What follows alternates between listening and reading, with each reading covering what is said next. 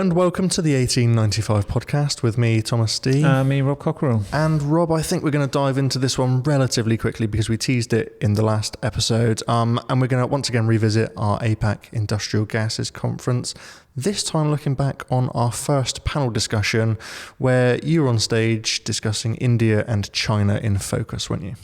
I was joined by a fantastic panel, Ravin, Mirchandani of the Ador Group, Professor Richard Boocock of Boocock Advisory, and 39 years at Air Products before that, I might add, and Savir Julka of INOXCVA. Hugely knowledgeable panel. Before we dive into it, what should our listeners be keeping an ear out for over the next hour of this panel discussion? I think certainly the insights of Richard that shone through. I mean, very, very candid and popular speaker now that he's sort of left the industry side of things. But I just think a great meeting of minds, and we have people that are very knowledgeable in all areas of India and China in particular, and the industry as a whole. So great to get those insights. Great to see their response to some of our question of the day, industry sentiment that we presented, and the audience Q&A, of course.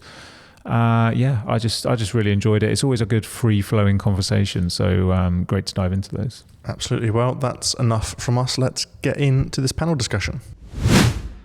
With this panel session, we aim to have only candid conversation with guests that know the industry and the markets and this region about as much as it is possible to.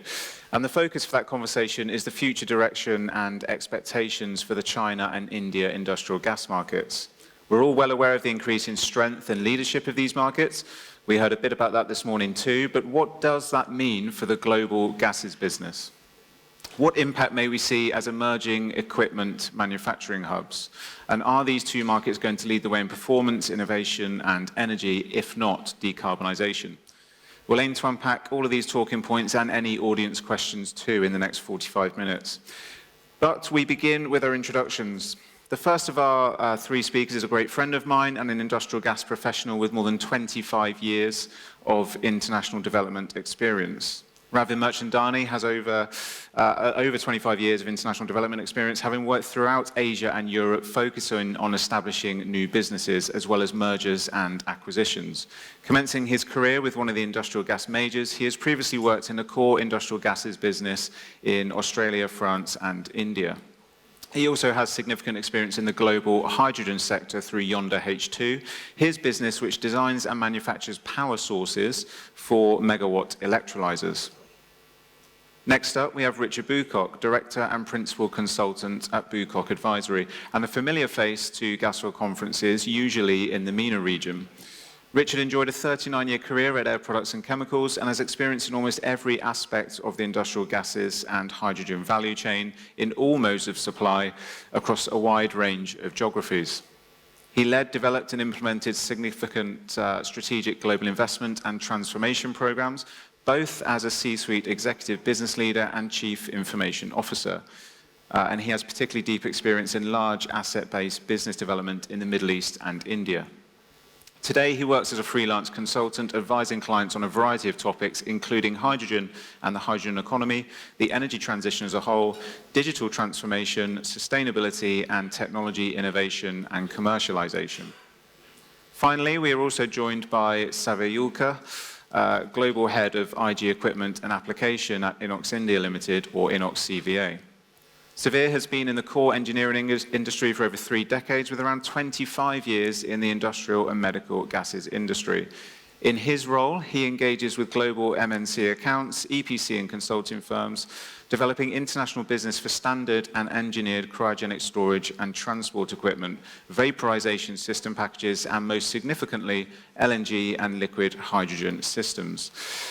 Gentlemen, welcome. Now, whilst I take to my seat, let's begin with a very soft question. How have you found the insights so far today, and what have been your key takeaways? Ravin, we'll come to you first. I know you've dropped in a little late, so what have you heard so far?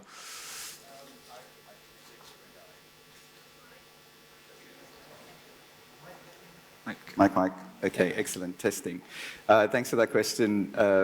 I've only just arrived an hour ago because I took the red eye from India overnight because I had a meeting in Delhi. So I've missed most of the awesome papers that were presented in the morning, but I heard a number of your panelists here talk about how intuitive and informative the morning sessions were and how everyone's looking forward to the party tonight. Fantastic, thank you. Richard, I know you've been here at the front all morning. Yeah, so we briefed Ravin in terms of all the wonderful things that he missed with taking the red-eye flight. I remember taking red-eye flights. I don't have to do that anymore. I think it was a great set of presentations, a lot of content. I think a very good tone. I particularly enjoyed Yuki's presentation. I think one of the things that perhaps we'll get into in this session is I think the importance of being able to see through and cut through the noise of what's going on out in the marketplace and the volatility, and understand, you know, what's solid, what's firm, what's not, because as business people in industrial gases, you know, we've got to understand those risks. So I just wanted to pick that one out in particular, and you'll be able to catch that up on replay, Ravi. Yeah, fantastic, thank you, Richard. And Savir, you're no stranger to gasworld conferences. How have you found this event so far? Yeah, I mean, I've been answering this question to friends who haven't been able to make it, and I told them that this time you're missing something because it's much more vibrant, much more happening, and much more varied in terms of participation, delegates, booths, and also the topics that you're covering in these sessions over here. So yeah, compliments to you guys. Okay, thank you very much. And thank you all for your participation here in this panel.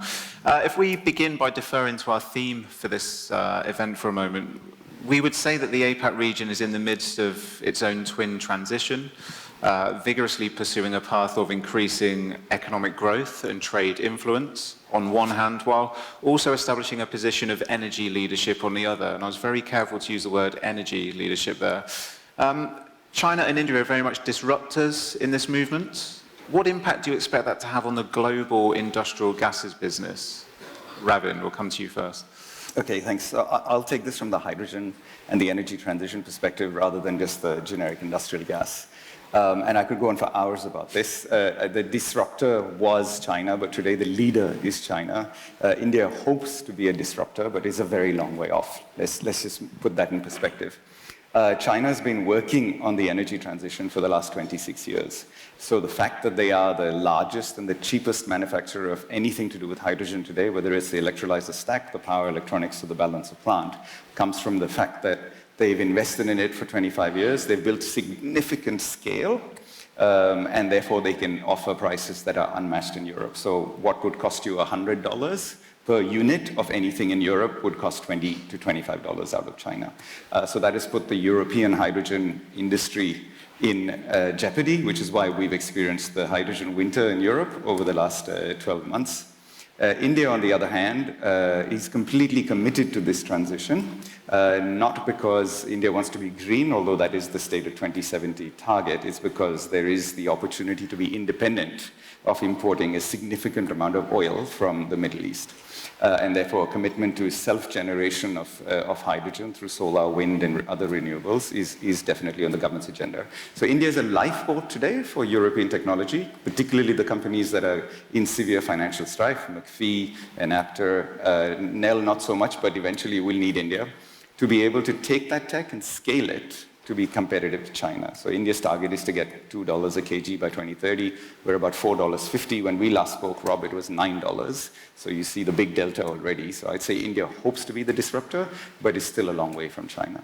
Okay, and you're obviously in a very good position to advise us on that as well, given yonder H2. Is that what you're seeing then, that kind of view on the ground? Yeah, absolutely. So we've supplied 90% of Indian projects already.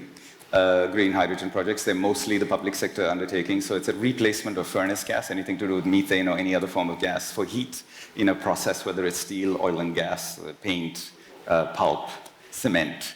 So it's stationary energy applications. It's not going to be mobile in India, but we're also supplying from India to Europe. So the Baltics, the Nordics, as well as Italy and Germany all have green steel projects that we've supplied power sources to from India, which is quite encouraging.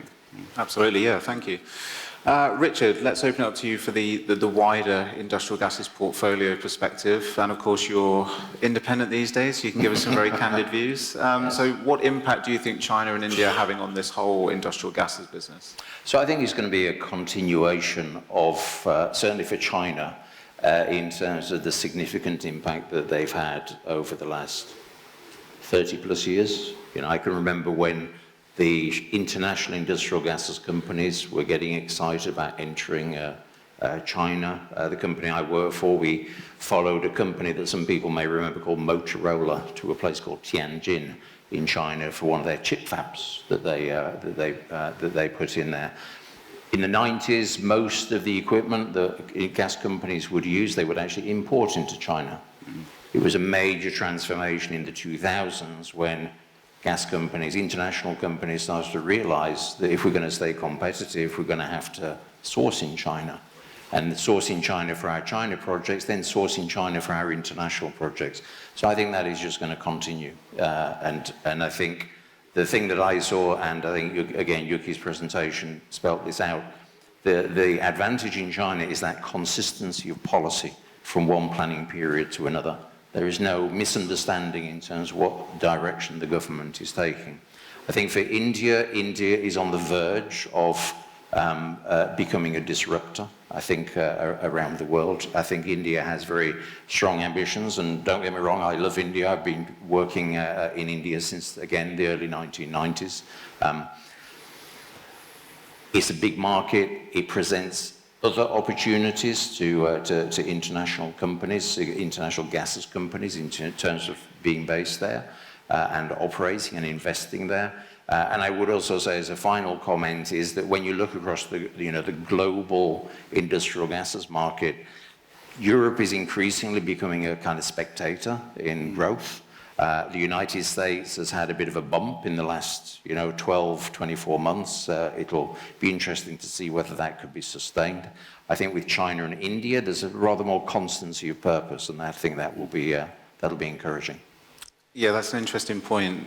And I was trying to work out how to bring this up, but we do often hear in the Americas and Europe that perhaps we think and talk a lot, whereas China just does it. Is that a concern for the West? So one of the things I learned on one of my very early trips to China with one of my operations managers is we were at one of our facilities, and he pointed out the window and he said, "Look at that tower block." And so I said, "What about it?" He said, "Look at the number that he's at the moment." Because they basically build the elevator shafts first, and they paint the numbers of the floors on the elevator shafts, and then they hang the rest of the building off it. By the time we left at the end of the week, they'd built another 2 floors on that tower block. Things happen very quickly. When we talk about agility and speed, China continues to be, rightly or wrongly, able to set a direction and to drive to execution quite impressively.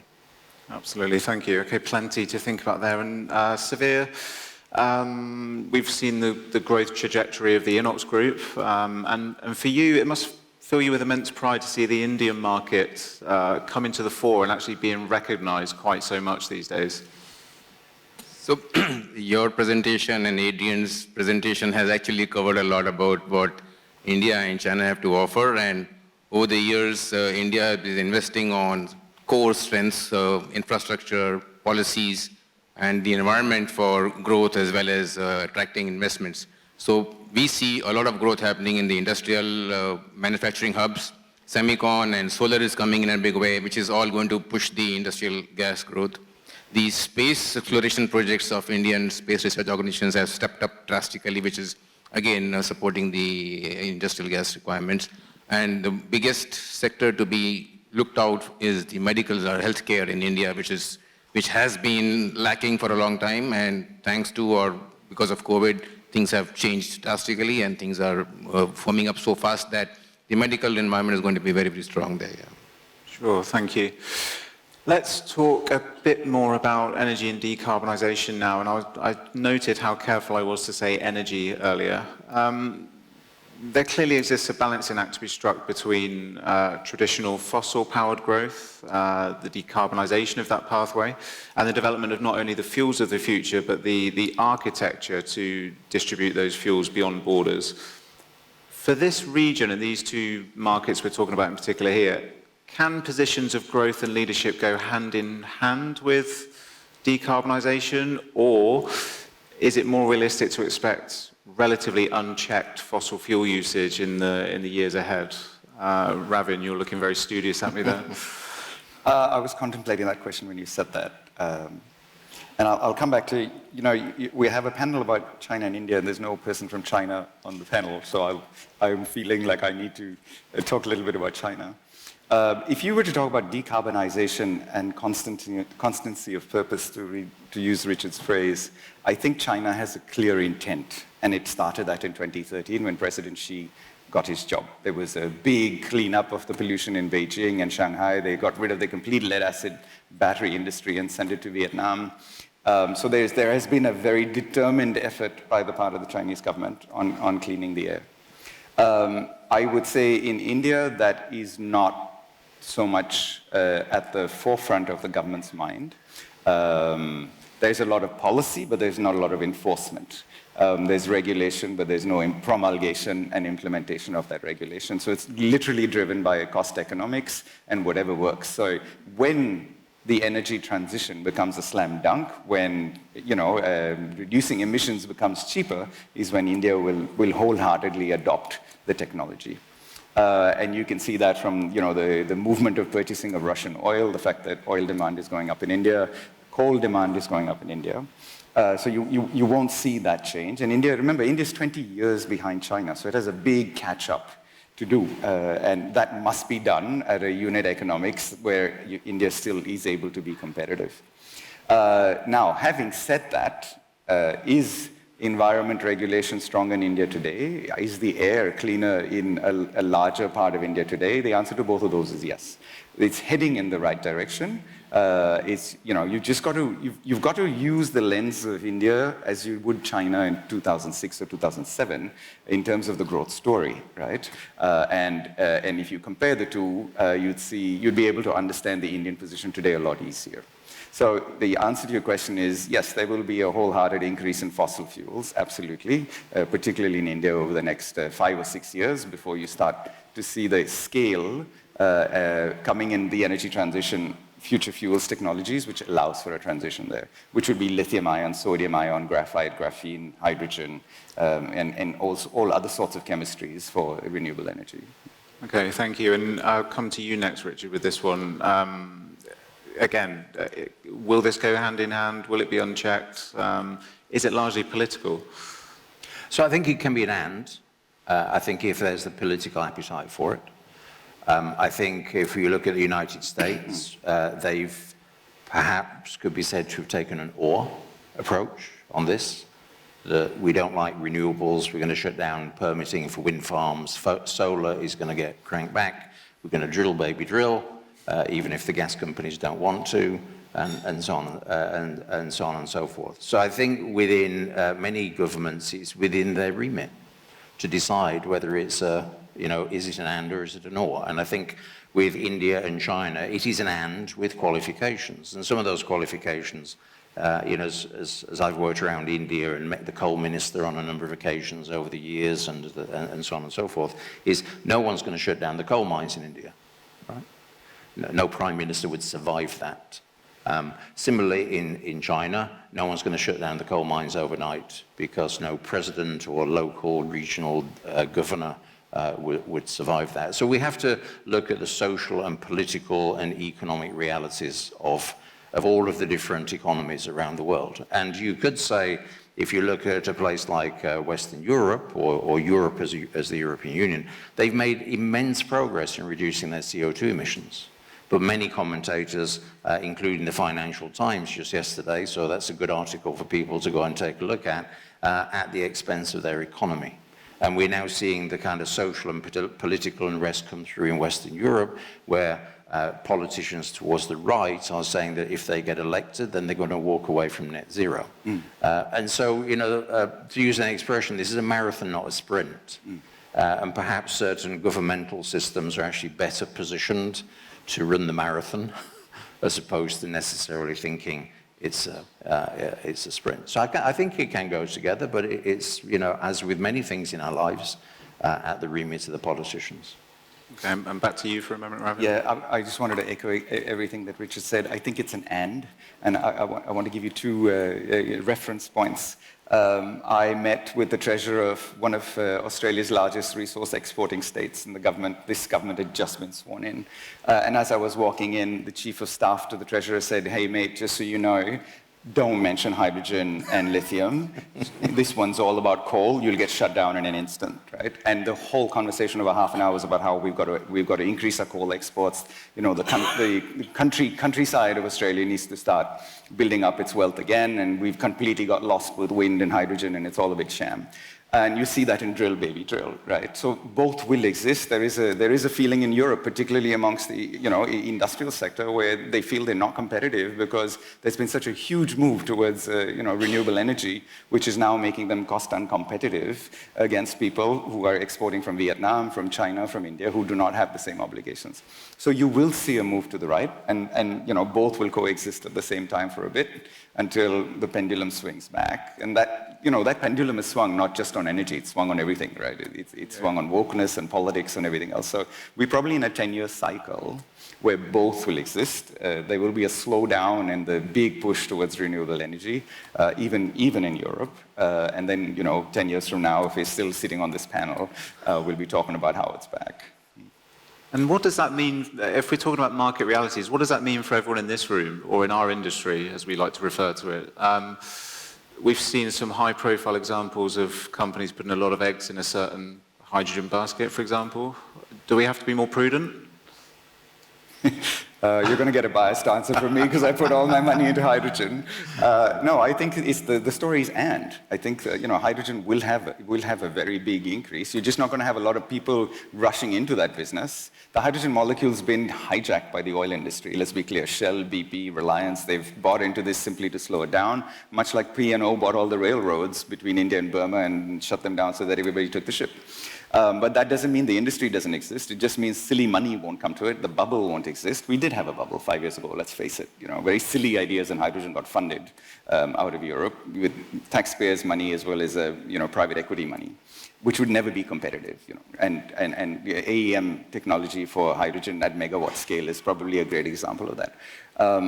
But hydrogen will grow. Electric vehicles will grow. It's just not going to be a bubble. I remain fairly quietly confident that you will see year-on-year growth in the industry, and it'll be an inflection point at a certain stage 10 years from today, where renewables will be a larger part of the energy mix. Okay. Yeah, I think to your question in terms of what should the people in this room be thinking about is I think they should be prudent. I think for people who supply equipment, and I've had discussions in the past or over the last couple of years with some people that supply equipment, and they say, what's your advice for entering the green hydrogen market? And my advice is cash with order. That's the best advice, because you need to make sure that you've got the money in your bank account. Because some of the companies, as we've seen over the last few years, they'll place an order with you, but they're not there to take delivery or to pay the bill. And for the service providers and the industrial gases companies that do sale of gas, without going into specifics, into a dissection of various companies, but you can see across the landscape of the industry at the moment with the major players, is that there are some players that took a much more prudent approach, and I do like that word, prudent. And so you'll hear people talking about, yep, we're working on energy transition projects, we're doing green hydrogen, but we're doing them in a contained manner, in a prudent manner, with secure offtakes and take-or-pay commitments, and so on and so forth. And so, in some regards, the companies that catch a cold in this type of environment, and it may sound cruel, are the companies who forget some of the fundamental rules of business. And I think that's one of the things that you see playing out as we're going through a bit of a reset in the industry, and there's not as many electrolyzer manufacturers around as there used to be, and so on and so forth. So yeah, be prudent, whatever type of business you're in. Just think through the risks, make sure you got them covered, and make sure you're not betting the farm on one or two particular projects. Sure, thank you. And not to leave you out here, Savir, of course. Prudent approach for you. I mean, you've spoken on this stage about liquid hydrogen products, and we mentioned in your bio LNG as well. So are you confident you have a good spread across the fuels landscape? Yeah, so we see things still happening in South Korea, we see things slowing down in the US. For whatever reason, the new administration is not supporting the subsidies. In India, you see the 5 million tons per annum, metric tons per annum target of green hydrogen by 2030 does not seem not achievable. I don't say achievable, but does not seem not achievable because the government is proactively involving, the renewable energy ministries are proactively involving the corporates, the industries. Things are happening there. We from INOX side are waiting patiently for it to convert to the liquid side because that's where the depth and reach of the value chain or the supply chain would really be justified. We see progress happening in Europe. We have done some advancements there. We are seeing things happening in the marine industry also where we've been doing big time LNG fuel tanks and LNG systems, which are now turning over to hydrogen also, at least for the prototypes and the development side here. So slowly, steadily it's happening, but not as excitedly as we would want it to be. But I think this is the fourth time, as the lady mentioned in the earliest part of the session, this is the fourth time it's come up, so maybe it's here to stay now. Okay, fantastic. Let's shift this up for a moment. I'm going to very kindly ask the AV team if they can pull up a different slide. We've got a couple of slides in here, or at least one. Look, so regular users of the gasworld website will know that we've introduced a new feature in the last few months with our question of the day tool. We're really excited about this and all the industry sentiment that we can capture. In the lead up to this event, we ran a series of polls on the site, especially focused around the APAC markets and, of course, China and India. So here we've asked, what role do you expect India and China to play in industrial gas innovation? We can see there's a very tight split there between leader and fast follower, but very little doubt about, I guess, the prominence on the global stage. Do we have any thoughts on that, Richard? Yeah, so it's a very interesting one because one of the things that I always look at as someone who works as an engineer for a long time is I look at systems. So I don't necessarily look at individual technology. I look at how technologies are brought together to form systems that ultimately deliver a solution to customers. And so I'd actually group the dark blue and the kind of pinky purple one together. Because one of the things I would see as being a real test for China and India is the extent to which they can, yes, achieve a leadership position in certain technology components of a system, but also develop the capability to bring a complete system together and deliver value from that. And this whole concept of system integration is something that many people in the industrial gases sector will be very familiar with because most of the industrial gases companies are actually systems integrators. You know, they buy a compressor from one of the companies represented here, they buy some adsorbent from another of the companies represented here, they put it into some carbon steel vessels. They may make some cryogenic stuff themselves, but you know, they buy tanks from other companies and electrical equipment from other companies and so on, bring that system together. So one of the things that I would say is that's the question I would apply, is to what extent are China and India going to be able to demonstrate that. I think China, as we heard earlier today, I think is already demonstrating their ability to look at a system and understand what needs to come together, what needs to come together across that value chain to either demonstrate or support or justify a particular position. And I think, as we already heard, I think India is on the early stages of that. I think if you were to look at some of India's successes in recent years in terms of transforming their infrastructure, I would be pretty confident that India can actually deliver on that. But it is going to take a little time. Okay, thank you. And let's look at the next poll if we can. I think this one was around transformation. How would you describe the impact of these two markets on the future of the industry as a whole?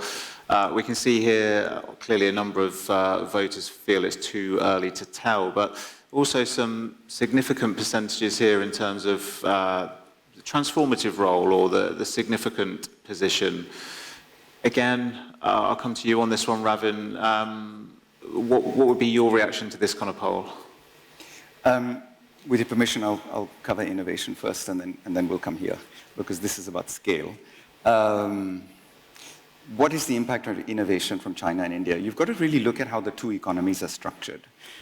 India is not an innovation economy. India is a scale-up economy. Since 1950, when India went into a planned economic format, a full 40% of the Indian economy is public sector enterprises, companies that are owned by the government, that make oil, that make pharmaceuticals, that do all sorts of steel, all sorts of other things.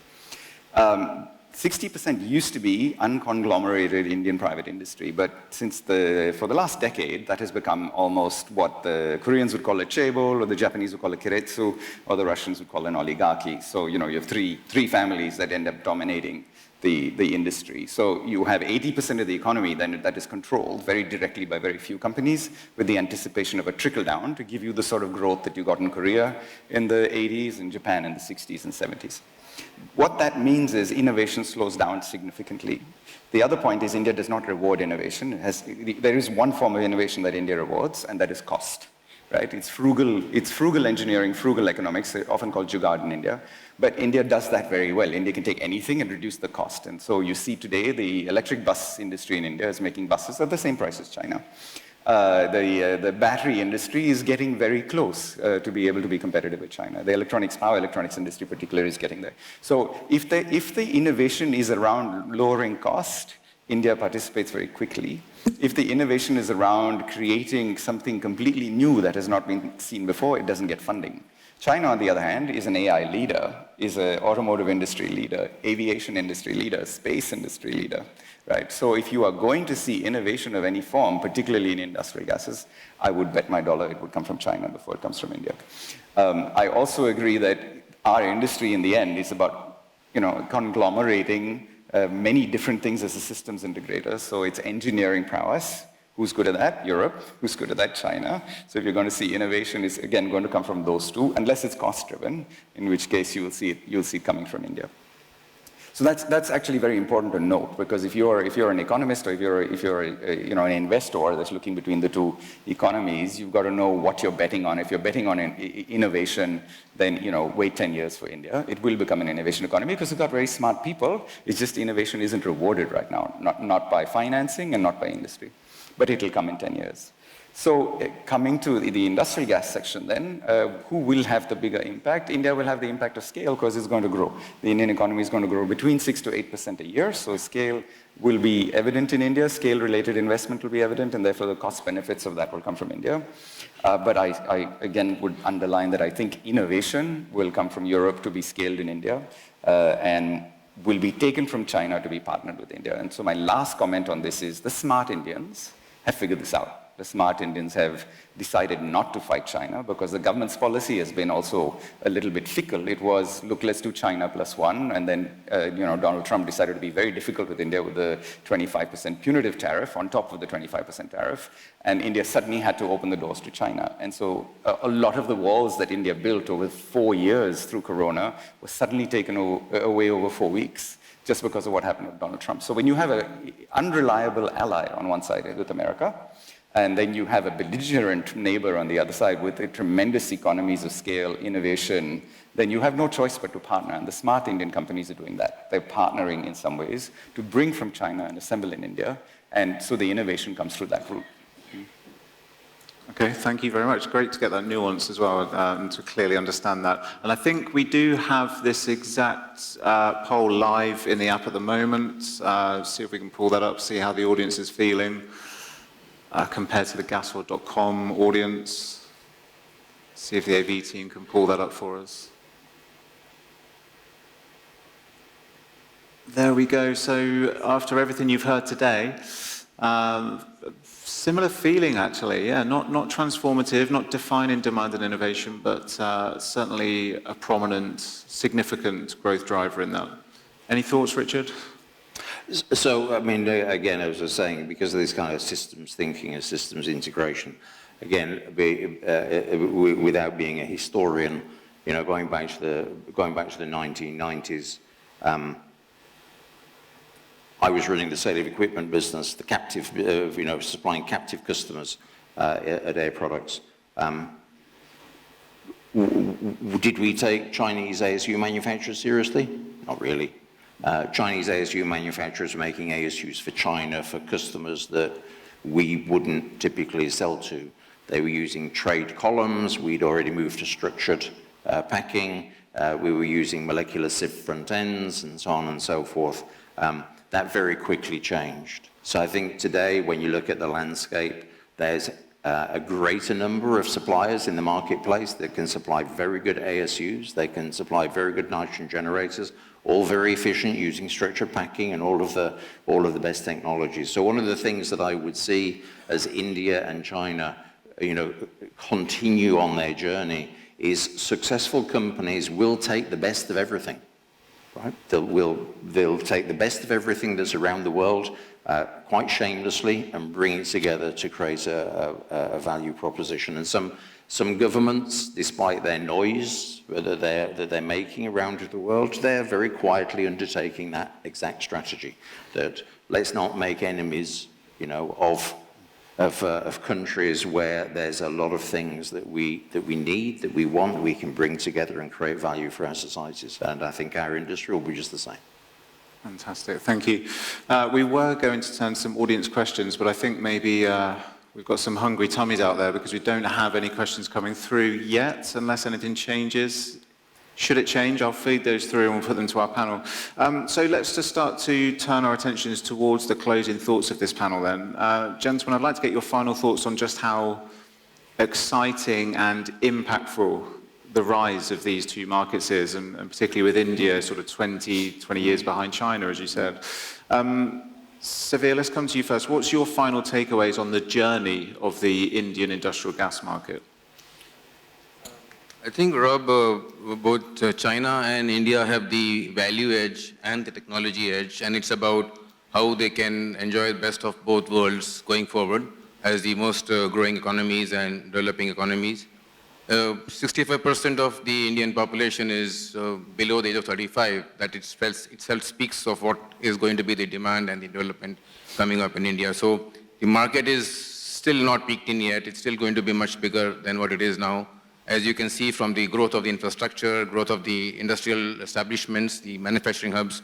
So the industrial gas industry is going to grow a lot more than what already is in India, yeah. Okay, thank you. And Ravin? I'm going to try and be as diplomatic with this answer. And I come from a perspective of having been a China hawk, right? And as you know, Rob, we've talked about this forever. China started its journey being cheaper. Everything was cheaper. Then it started being cheaper and faster. And then something changed over Corona. Every product that comes out of China today is cheaper, better, faster. It's also better. What that means is a significant part of the world, particularly in the automotive industry, in the energy industry, is under threat, right? And we all have to realign our process of engineering, our process of manufacturing, our legal regulations, how we see the cost build up over taxation in each of these economies if we want to be competitive to China. America's put up fortress walls. India's put up fortress walls. Europe doesn't have that luxury because there's so many countries, some of which can veto. So I suspect that the United Kingdom is going to turn around in 2 years and go, hang on, that Brexit actually was a good idea, even though I remember it was 2016 in Düsseldorf at the Gasworld where it happened, and the collective feeling was this, except for John, the collective feeling was this is stupid. But I suspect UK will have the opportunity to put up the fortress walls as well, because some temporary protection whilst the economy is being rebalanced is necessary. India is a country to watch, right? Because scale will come from India, significant growth will come from India, and eventually innovation will come from India. Whether that happens in the industrial gas industry or not, I'm not convinced about. Clearly in the automotive industry and clearly in the energy industry, I would be betting on India. Okay. And I do need to just pick up as well on something you said, which I just referenced. The one question we've had come through, which we'll try and get here, is 20 years behind China a shared sentiment across the whole panel? And could it take India less time to make that leap? I mean, you said it, so I'll come to you first, Rav. I think it's another one of those dualities, right? And you've got to look at this question without national pride. Right? Every time you go to China, every 6 months, it's gone ahead again, right? I mean, you look at their rail network, look at the air network, you look at the conglomeration of cities where you can go to furniture city or electronic city or car city. I mean, they've just created these clusters where they get immense scale. if you allow me 2 minutes, I'm going to tell you, I went to my competition. I went to 5 competitors in China. Their land and building was free. They each had 200 to 300 people in their R&D, and I said, we've got 30, how do you do 200 and 300? And they said, well, the government needs to employ these people, so they're off our balance sheet. 10% of them are brilliant, but they're off our balance sheet. They had testing facilities better than the best labs in India, which were free because the government needs to create a testing industry, so they give them subsidies to have these. Then they get export incentives, right? So if you want to catch up with this country, your whole economy has to be structured around creating scale. Right? And nobody has that. Not Germany, not America, not Japan, not Korea. So I mean, India is not even in question in being able to realign. Having said that, technology changes very fast. There is the opportunity to learn from China, learn from what China's done, learn from what Korea has done. And so Korea, went up that curve much faster than Japan did. Japan took 20 years, Korea took 8 to 10 years. So clearly India will catch up faster. But the question isn't whether India will catch up. The question is which sectors can India catch up in, right? And is it going to be IT? Is it going to be AI? Is it going to be... It won't be energy, it won't be automotive. It will be some other sectors that will become evident. Yes, India will catch up, but it won't be across all pillars of the economy. Okay, thank you. And do you share that? Okay, no comment. Richard? So I think, if I'm not going to debate whether India is 20 years behind China today. I think there's a gap. But will that gap compress? There is that possibility. And a lot of it will come from, what's the environment that's created in India? I think in particular the speed of decision making, right? So if you want to do something in China and it is part of the plan, you want to build a manufacturing facility, you will get that land, you will get those permits, you will get that electricity connection. Not all countries can deliver that, and India is one of them. I'm not saying India is unique in that regard. If you look across Western Europe, if you want to build a facility and get it connected to the grid, you could be, in theory, waiting 20 years before you can get it connected to the grid. Those are the things that are going to make the difference between, in my opinion, the types of things that will make the difference between China and anywhere else in the world over the next few years. Is can you adopt that mindset of speed, agility, and governments that are constantly learning? That's one of the things I learned in the early 2000s when I was traveling around and spending a lot of time working in China, helping people build various facilities. Is a lot of my Chinese colleagues said, the thing with our government is a learning organization. They have this appetite for sucking in experiences from Japan, from Korea. So, when you look at a BYD car, lots of people went out to buy when Jaguar Land Rover couldn't build cars because of a cyber attack. So people went to JQ, they went to BYD and one or two other companies. BYD was nowhere a few years ago. And here they are. Speed, agility, and that is the opportunity for other countries, is to match with that. Okay, thank you. And I never really came to you for a concluding thought, Richard, but I never had this opportunity 5 or 10 years ago, so maybe I should do it now while you're free and independent. What's your overall view on the current global gases industry at present, the state of health, we might say, that it's in? So I think, the global gases industry is officially an oligopoly under the competition authorities, right? So it's watched very carefully. 75% of the industrial gases, the sale of gas, the non-captive market is covered by 5 companies. MESA, represented here today, and Nippon Sanso benefited from the competition regulators, basically on the Air Liquide acquisition of Airgas and the Linde Praxair merger, by essentially telling the other big gas companies, no, you can't buy those properties, because they wanted to, as they put it, create meaningful competition. And that was a great opportunity for MESA and Nippon Sanso. I think one of the challenges for, in my opinion, for the industrial gases industry is, as Aidan presented in his slides, is always paying attention to that captive part of the pie chart. When I was being trained in Air Products in the 1990s in the art of sale of equipment and sale of gas in particular, I was told, your number one competitor is the make case.